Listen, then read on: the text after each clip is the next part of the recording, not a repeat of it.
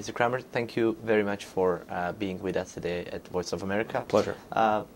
As a diplomat working for the State Department, you've visited the region of South Caucasus, and you've been mainly dealing with the issues related to human rights, freedom of speech, democracy, indicators that were very important and still are very important for the United States in order to build its foreign policy over a country. Development and aid organizations are also basing their indicators on those. In this respect, has there been any progress in the country on human rights and freedom of speech and democracy since you left the office, if you followed it closely? Yes, I did leave the State Department in January 2009, and now in the, as we call it, the think tank world in Washington, and still am following these issues. Freedom House has come out with its report, Nations in Transition, and says that Armenia has really not made progress in the area of democracy and human rights. I think we have seen some questionable developments concerning media freedom, internet access, TV stations, and these are issues that the United States needs to raise with the government of Armenia.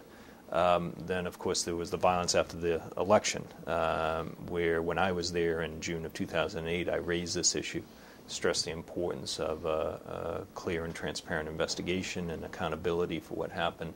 And unfortunately, there too, I don't think we've seen a great deal of progress. But Armenia is a country of great importance in the United States. There's a very active ethnic community here in the United States.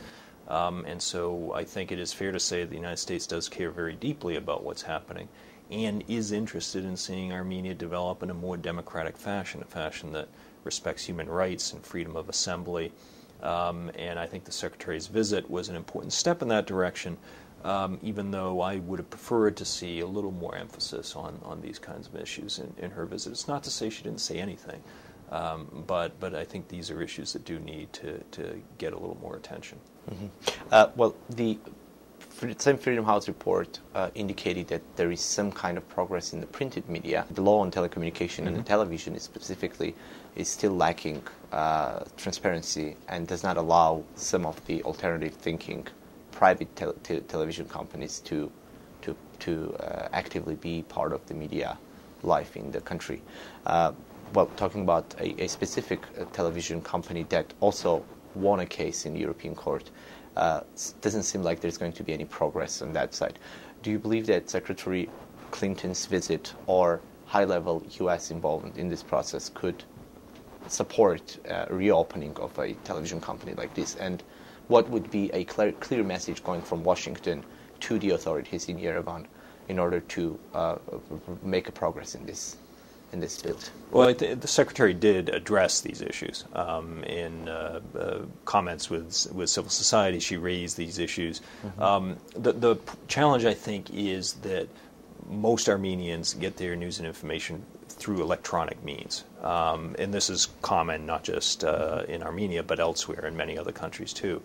And so the print media are less the source of information for Armenians than electronic, including increasingly internet access.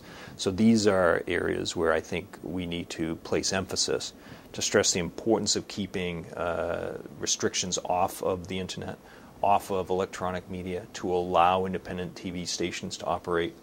And I think the Secretary did raise these issues.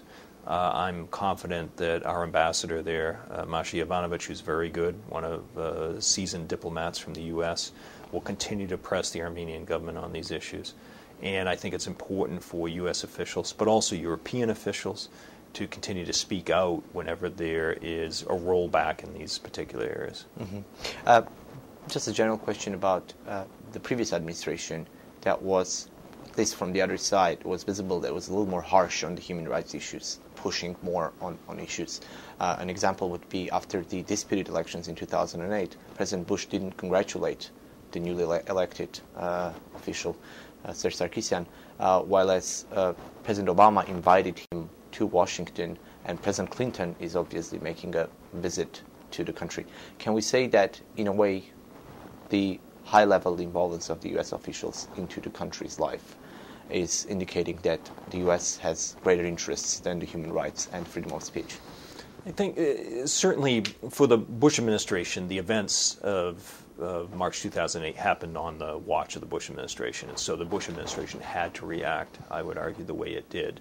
The Obama administration had the luxury of coming in and trying to engage with the government, not to wipe the slate clean and not to erase everything that happened in the past, but to try a different approach with the Armenian government. I wouldn't say it's radically different, but a somewhat different approach. We see this, frankly, in the reset policy with Russia.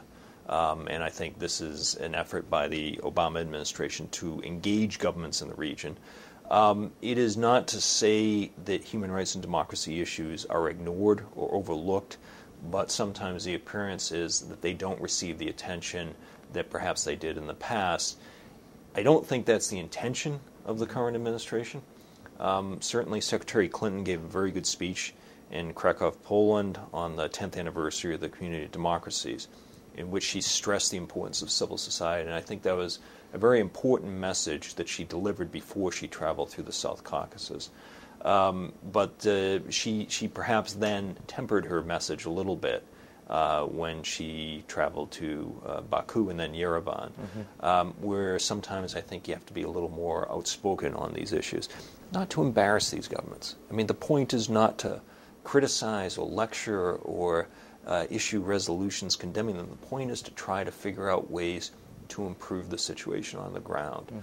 And there's no secret recipe. There's no standard approach that works for every country. So we have to tailor our approach. But the key is to make sure that we don't see any regression in the situation, whether on media, whether on freedom of assembly, or any of these other issues, or allowing the opposition the ability to run in elections and to meet and demonstrate.